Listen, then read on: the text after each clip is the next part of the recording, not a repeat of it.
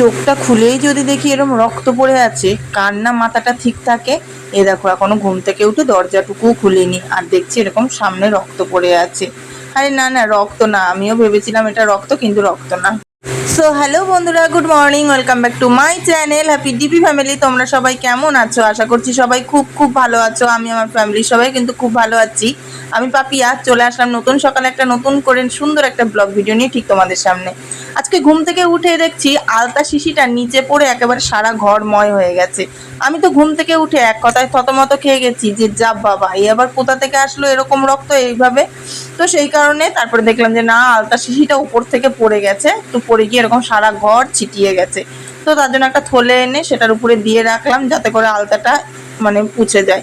তো চলো এবার আমি মুখ চোখ ধুয়ে চলে আসলাম সোজা ঠাকুরতলা ধুয়ে নিয়ে একেবারে ফুল টুল তুলে চলে এসেছি সোজা রান্নাঘরে মনে হলো অনেকদিন তোমাদের সাথে শেয়ার করা হয় না আমার রান্নাঘরের কাজ বাজগুলো, যেমন এই যে বাসন টাসন মাজা, রান্নাঘর পরিষ্কার করা। তাই আজকে ভাবলাম যে চলো আজকে ঠাকুরতলা ধুয়ে নিয়ে, আজকে যেহেতু বৃহস্পতিবার, সকাল সকাল যদি ঠাকুরতলার ফুলগুলো না তুলি তাহলে আর সারাদিনে আর ফুল জুটবে না। ঠাকুরের বিনা ফুলে শুধু তুলসী পাতা দিয়েই পুজো করতে হবে। তো সেই কারণেও বলতে পারো সকালবেলা বৃহস্পতিবারটা অন্তত চেষ্টা করি আগে ফুলটা তুলে নেওয়ার। তো যে কথা সে কাজ, ফুল টুল তুলে রান্নাঘরে বাসন কুসুন মেজে রান্নাঘর পরিষ্কার করে এবার বরমশাইকে করে দেবো চা। বরমশাই যাবে কাজে, আর ও এখন গেছে বাথরুমে নিজে ফ্রেশ হতে। তো ফ্রেশ হয়ে আস্তে আস্তে আমার রান্নাঘরটা মোটামুটি আশা করছি পরিষ্কার কমপ্লিট হয়ে যাবে, আর ওর চাটাও আমার হয়ে যাবে। তো এইদিকে দেখো গ্যাসে যদিও বা কিছু রান্না হয় না, তবু ওই যে বাতিক বলতে পারো, ওই মিনিয়া বাতিক না কি বলে না এক কথায়, তো আমারও সেটাই দশা ধরেছে।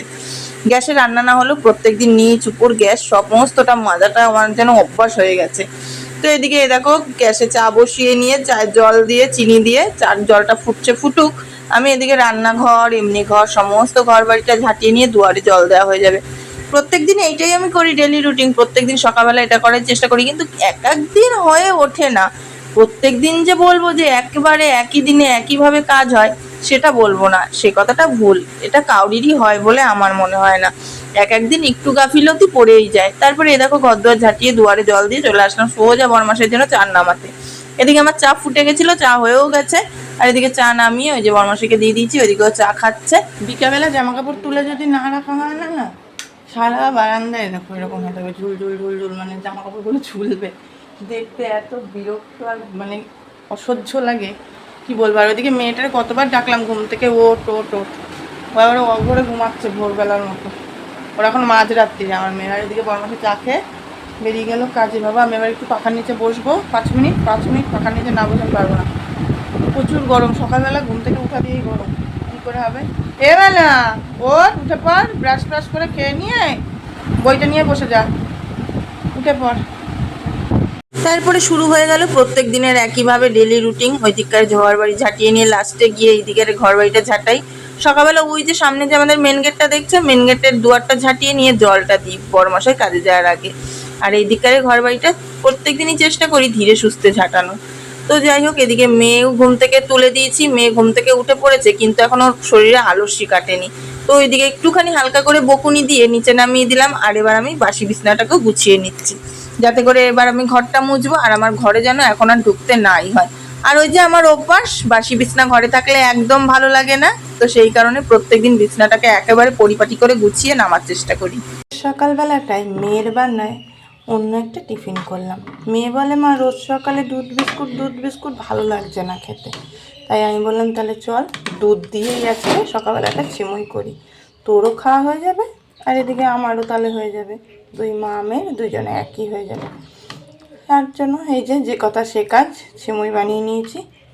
এবার মেয়ে বসে আছে, এবার মা মেয়ে দুজন মিলে সকালবেলা খাবো, খেয়ে নিয়ে রান্নার ঝামেলা। সমস্ত কাজ বাজ সেরে বন্ধুরা বসে পড়েছি। এই যে সকালের দিকে টিফিন নিয়েছি, সকালবেলাতে সিমুই করলাম, মেয়ের বায়না ছিল তো সেই কারণে।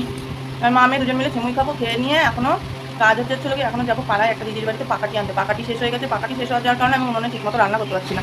আর উনুনে রান্না করতে করতে না এমন একটা অভ্যাস হয়ে গেছে, গ্যাসে রান্না করে মনে হচ্ছে এখন আর পোষাচ্ছে না, মানে এমন সমস্যা। আবার গ্যাসে রান্না করতে করতে তখন আর উনুনের কাছে আসতে ইচ্ছা করে না, চারিদিকে জ্বালা। তো যাই হোক, এটা খাবো, খেয়ে নিয়ে পাকাটি নিয়ে আসবো। একজন আগে 4-5-6টা পাকাটি চেয়েছি, বলেছে দেবে। তো পাকাটিটা নিয়ে আসে তারপরে রান্নার দিকে ঝাঁপ দিবো। রান্না আজকে করবো বলতে বাটা মাছ আছে ফ্রিজে, বাটা মাছ আছে, সেই বাটা মাছটা ঝোল করবো। কালকে ওর মাছ এসে নিয়ে এসে কেটে রেখে দিয়েছিলাম সেই ফ্রিজে, বাটা মাছটা করবো ঝোল, আর দেখি ঝালও দিতে পারি, কটা ঝাল দেবো কটা ঝোল করবো। আজকেই খেয়ে নেবো, কারণ গরমে না ফ্রিজের জিনিস বেশি না খাই ভালো লাগছে না। তো চলো চটপট করে খেয়ে নিই। 9টা বাজে, এখন 9টা বাজে, 9:05 হয়তো হয়েছে। 9:05 সময় কাজকর্ম খাবার খুবার বানিয়ে টানিয়ে নিয়ে কমপ্লিট করে ঘরে ঢুকলাম। চলো এবার চটপট খেয়ে নিই, খেটে নিই, তারপরে আজকে সাথে থাকো, কোথাও যায় না। কি করব বলো, আজকে বাধ্য হয়ে বাবাকে তুলে দিলাম এই এতখানি উঁচুতে, মানে ঘুটের মাচার উপরে বাবাকে দিয়ে ঘুটেগুলো পাড়িয়ে নিচ্ছি। জ্বালানি তো এদিকে একদমই নেই, আর জ্বালানি নেই মানে রান্না করতে বুঝতেই পারছো যে কতটা কষ্ট যারা কাটে রান্না করো। তো সেই কারণে বাবাকে এই যে উপরে বা আমার যে আমার শাশুড়ি মা এর উপরে 4-5 বস্তা ঘুটে করে রেখে গেছিল। তো সেই কারণে বাবা বললো যে তাহলে ওখান থেকে পেরে দিই। আমি বলছি যে তাহলে তো বেশ ভালোই হয়। আর একটু মন খারাপও লাগছিল, কেননা মায়ের হাতে শেষ স্মৃতি। এই যে জাল দিতে দিতে আর কতদিনই বা লাগবে 4 বস্তা ঘুটে শেষ হতে, তাই না? তো এদিকে যাই হোক, বাবা এদিকে ঘুটের বস্তা মানে কি ঘুটে পেরে দিল, মাচার উপর থেকে পেরে দিয়ে নেমে গেল, আর আমি এদিকে মনের আনন্দে বসে গেলাম উনুন পাড়ে রাঁধতে। হ্যাঁ, আনন্দটা যতটা ছিল তার সাথে সাথে একটু কষ্টও ছিল। কেন জানো, এই যে খাকা পোড়া আগুনের তাপ, বুঝতেই পারছো, আমরা এমনি নর্মাল বসলেই ঘেমে স্নান হয়ে যাচ্ছি, তার মধ্যেই আগুনের তাপে বসে তো আমার একদম হাড়ে একদম ডুগডুগি বেজে যাচ্ছে। তো যাই হোক, এদিকে আজকে দুপুরবেলা রান্না করব ফুলকপি দিয়ে আলু দিয়ে বাটা মাছের ঝোল, তার সাথে করব উচ্ছে আলু চচ্চড়ি, আর তার সাথে আমের টক। আমের টকটা খেয়েই শান্তি পাবো, ওই ছাড়া ফুলকপি আলু তরকারির মধ্যে বা উচ্ছে আলু চচ্চড়িটা, আমি উচ্ছে খাইও না যদিও বা, তো তবুও বরমশাই আবার উচ্ছে খুব প্রিয়। আর এই যে আগুনের তাপ আমাকে একবার জলদি কমপ্লিট হয়ে গেছে। আর এদিকে বরমশাই আজকে সকাল সকাল বানিয়ে এসেছে, খেয়ে দেয়নি, এই যে কাজে বেরিয়ে যাচ্ছে ও কাজে। এবার খেয়ে দেয়, এবার আমি যাবো স্নান করতে। কিন্তু আমার এখন আজকে ধোয়া মাজাটা হয়নি, ধোয়া মাজা করবো। দেখো বেসিনের মধ্যে ভর্তি বাসন জল করা রয়েছে, এদিকে ও বেরিয়ে গেলো। এবার আমি এখন ওই বাসনগুলো মাজা হয়েছে ধোবো, একটু জায়গাটা ধোবো। মেয়ে খেয়ে দিয়ে নিয়ে ঘরে বসে বসে খেলা করছে, নাতির সাথে খেলাধুলা করছে, ও করুক। আমি এগুলো এই কাজকর্ম করে নিয়ে স্নান করে ঘরে ঢুকতে পারলে হয়। বৃহস্পতিবার পুজো করবো, এখনো পুজো করা হয়নি, 2টো বাজে। সেই পুজো করতে বসতে বসতে কটা বাজবে কি জানি। সমস্ত কাজ কমপ্লিট করে এদিকে দেখো জামা কাপড়, মানে এক কাজ না কাজটা আরও জামা কাপড় জমে যায় বাবা। এখানে দেখো পাখির দলগুলো কীরকম ঝগড়া করছে, দেখো বন্ধুরা, এখান থেকে বোঝা যায় হিংসা বা মানে বদমাইশি বুদ্ধি শুধু মানুষের না, পশু পাখির মধ্যেও কম বেশি থাকে। দেখো 2 দলে, এই যে একটা দল, এই যে একটা দল, 2 দিকে 2টো দল দাঁড়িয়ে ঝগড়া হচ্ছে। 2 দিকে 2 দল ঝগড়া করছে। 4:45 সময় ঘরে ঢুকে বলতে লজ্জাও লাগছে। লজ্জা না থাকা মানুষকে বলো তো, আমাকেই বলে লজ্জা না থাকা মানুষ। 4:45 সময় ঘরে ঢুকে আজকে বৃহস্পতিবারে পুজো কমপ্লিট করলাম। 4:45 সময় মানা যায়? এইরকম টাইমে নাকি আবার বড় মুখ করে বলছি, দাবা এরকমও হয়। হ্যাঁ, তো এবার মেয়েদের পড়াতে আসবে 4:30-5টা দিয়ে, মেয়েদের খাওয়াবো, আমি খাবো, তাই না? নাই একটুখানি শুয়ে নিলাম, ভালো যায়। সেই সকাল 6টার সময় যে উঠেছি, সে থেকে যুদ্ধ চলছে। 4:45 সময় যুদ্ধ শেষ হলো, এবার ভাত খাবো, ব্যাস। তারপরে হালকা টুকিটাকি বিকালের যা কাজ থাকে প্রত্যেকদিন, তোমরা তো জানোই। তো এই চলো ভাতটা খেয়ে আসি। মেয়ের পড়া কেবল ছুটি হলো, মেয়ে ওই ঘর বলছি, মেয়ের পড়া ছুটি হলো, মেয়ে গেল খেলতে। আর আমি এই ঘরে শুয়ে কী করবো, শুয়ে একটুখানি ফোন দেখছিলাম, ফোনে কিছু কাজ করছিলাম। করতে করতে এগুলো যেন চিনচিন করে যন্ত্রণা করছে। এখনও কাজ আছে, ছাগল তুলবো ঘরে। এমনি বিকালের সমস্ত কাজকর্ম হয়ে গেছে, কিন্তু এখনও ছাগল তোলা বাকি আছে ঘরে। ছাগল তুলবো আজকে বৃহস্পতিবার সন্ধ্যাটা একটু অন্যরকমই হয়, ধূনো টাকাবো। ধুনো অন্য দিনও প্রত্যেক দিনই দেখাতে ইচ্ছা করে, কিন্তু কী জানো তো, নারকলের ছোবড়ার জন্য আর দেখাতে পারি না।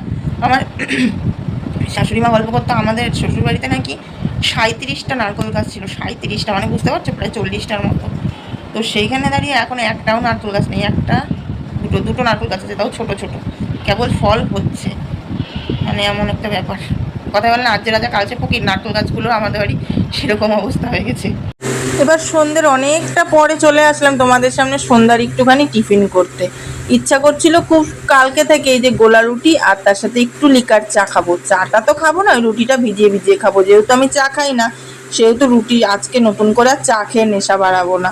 যত এই সমস্ত থেকে দূরে থাকা যায় আমার মনে হয় ততই ভালো। তো সেই কারণে সন্ধ্যাবেলার টিফিনটা করবো বলেই চলে এসেছি। গোলা রুটি আর চা মা মেয়ে দুজন মিলে খাবো। তো চলো বন্ধুরা, আজকের মতন ভিডিওটা আমি এখানেই শেষ করছি। সবাই খুব ভালো থেকো, সুস্থ থেকো, সাবধানে থেকো, সদা সর্বদা হ্যাপি ডিবি ফ্যামিলির সাথে যুক্ত থেকো। আর আমি পাপিয়া দিদি তোমাদের সবসময় তোমাদের কাছে ছিলাম, থাকবো। চলো টাটা।